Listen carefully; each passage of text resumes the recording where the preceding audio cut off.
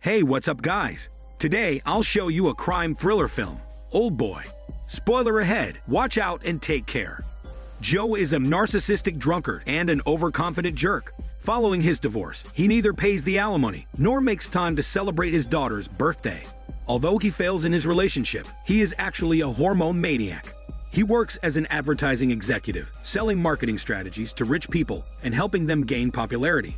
One day, Joe almost closes a deal with a tycoon and looks forward to making lots of money. But when the man walks away to answer his phone, he begins to flirt with his wife like a sleazebag. Needless to say, he loses the sale and gets beaten up by the client. As usual, Joe tries to drink his way out of frustration. But it turns out that alcohol does not solve any problems, so Joe ends up staggering and puking late at night. To make matters worse, it begins to rain while he is walking alone in the street. In a daze, Joe sees a girl with an umbrella standing in front of him.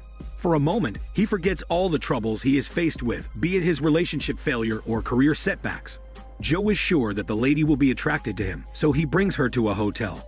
After a bender, Joe wakes up naked in the morning and cannot recall what has happened the previous night. The lady has already taken her leave and the hotel room is quiet. Joe simply thinks the lady might be busy with something, but soon he notices something strange. The hotel room is without a window and telephone. Even the door itself is locked from outside. He has no way to open the door or leave the place. Just when Joe thinks he will be starved to death, a small slot is opened at the bottom of the door. From there, some Chinese dumplings and wine are served to him. Joe immediately puts his head through the hole to call for help, but to no avail. Even though food and drinks are free, life locked up in the room is extremely boring. The only entertainment available is to watch television. So Joe fills his time with different television programs and horror movies from Daniel CC channel. One day, striking news sends a shiver down his spines. It's reported that his ex-wife is murdered and Joe is suspected to be the murderer. Joe breaks down after watching the news. He has no idea why he is imprisoned and accused of being a murderer. In his hallucination, he finds the man in the painting comes alive. Joe knows that he is on the verge of going insane. What gives him a glimpse of hope is a piece of broken floor tile in the bathroom. Right then, a mouse sneaks in from that crack and gives birth to a litter of mice. Joe regards the mice as his friends, and he enjoys their company. However, suddenly a cloud of white smoke wafts in from the ceiling. As soon as Joe breathes in the hypnosis gas, he faints away. When he wakes up again, the mice are gone without a trace. While Joe wonders where they are, his food is delivered. To his shock, the rat and its babies are all cooked yummy and served to him. Devastated, Joe breaks the mirror and takes up a broken piece of glass to slit his wrist. Unexpectedly, the hypnosis gas is released again to knock him unconscious. After quite some time, Joe awakens to find his wounds well bandaged, his hair cut, and his beard shaved. It is not easy to swallow the pains and sorrows of imprisonment, and Joe strives to cope with it. Another day, Joe watches a show named Mysteries of Crime. The program covers the murder case of his ex-wife and does an interview with his daughter. Now that Joe knows his daughter is adopted by a wealthy family after he's being kidnapped. She is well provided in life and is now a burgeoning young cellist. The short video of his daughter gives Joe the strength to survive and thrive. He realizes if he dies in the room, he cannot clear his name. What's worse, he will never be able to see his daughter again. So from that day onwards, Joe pledges to live for his daughter. He begins to do reading and gets his body in shape by exercise. No more alcohol and as much exercise as his tiny room will allow. While healthy lifestyle works himself into peak physical shape, Joe starts to write letters to his daughter. These letters are nothing close to being delivered.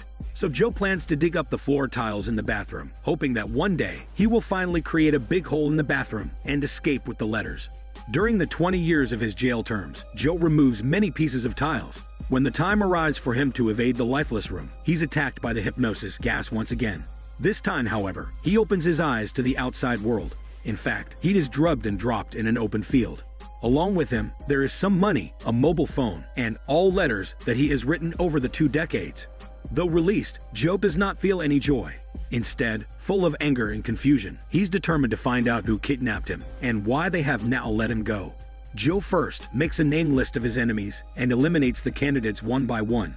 When Joe is disappointed with the progress of his revenge, he meets Marie, a nurse from the community clinic. Marie is a beautiful and sympathetic young lady who believes in Joe's past sufferings and willingly offers help to him. So Joe and Marie team up to search whatever clues to hunt down his captors.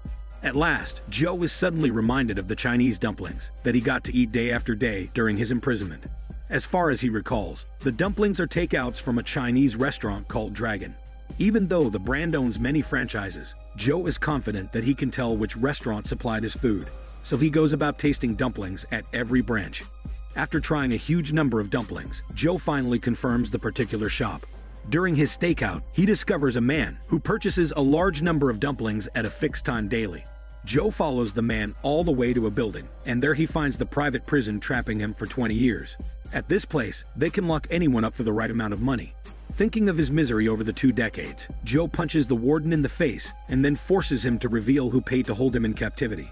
To his disappointment, when it comes to an illegal business like this, all the clients are anonymous and untraceable. The warden's answer throws things back to square zero.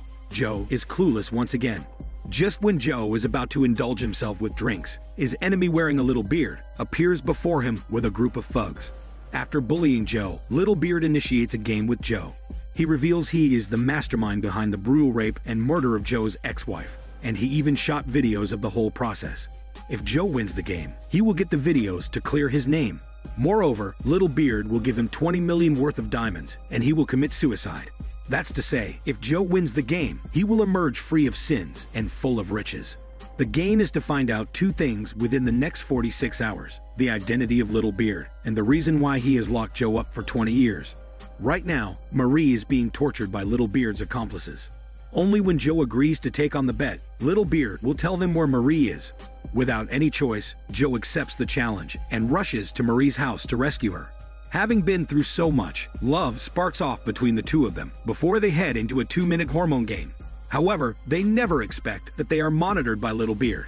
Actually, Little Beard seems to enjoy watching the hormone game more than playing it in person. Afterward, Joe and Marie join hands to identify Little Beard. It turns out Little Beard is the younger brother of Joe's classmate at university. Back then, Joe was already addicted to alcohol in college. Once late at night, he was wandering on the campus after getting drunk and happened to see Little Beard's sister having a tongue massage with an old man. Without much consideration, Joe shared it with everyone, and every classmate knew it. Later, sick of the humiliation, Little Beard and his sister moved to other schools and disappeared. Little Beard actually comes from a rich, famous, but perverted family. Among the family members, their father maintains intimacy with the children. It turns out, the old man being seen tongue massaging Little Beard's sister that night was exactly their father. At first, when the family scandal broke, the father wanted to take his family abroad. However, wherever he went, he was too famous to hide his own identity. Breaking down, the father went on a shooting spree. He killed his wife, son, and daughter, and he committed suicide, ending his incest life.